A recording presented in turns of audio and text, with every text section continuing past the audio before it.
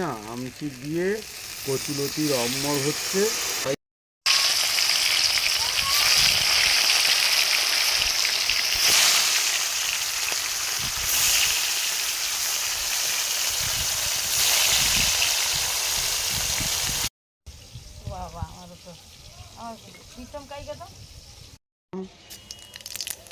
এবারে কাঁচা লঙ্কাটা দিয়ে দিলাম,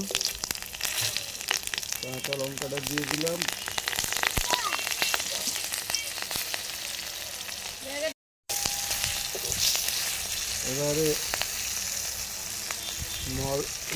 কচি শাকের নলটা দিলাম, এবারে একটু লবণ দেবো,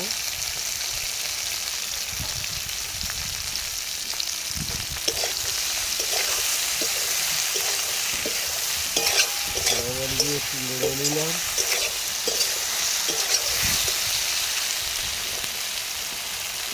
এবারে হলুদ গুঁড়ো দিচ্ছি,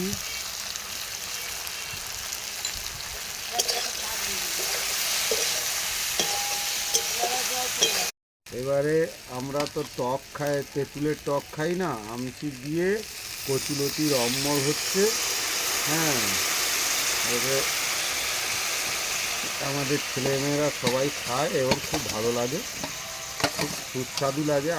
আমের আমচি দিয়ে একটু টক হয়ে গেল, খেতে খুব ভালো লাগবে।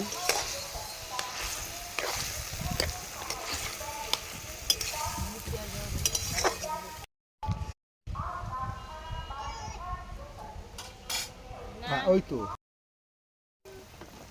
টকে মাছ দিলাম, জাপানি পুঁটি, এক যত লোক খাবে মাছ দিলাম। এবারে সরষে বাটা দিলাম, তারপর একটু লেড়ে দেবো। গরম গরম তরকারি লাগবো।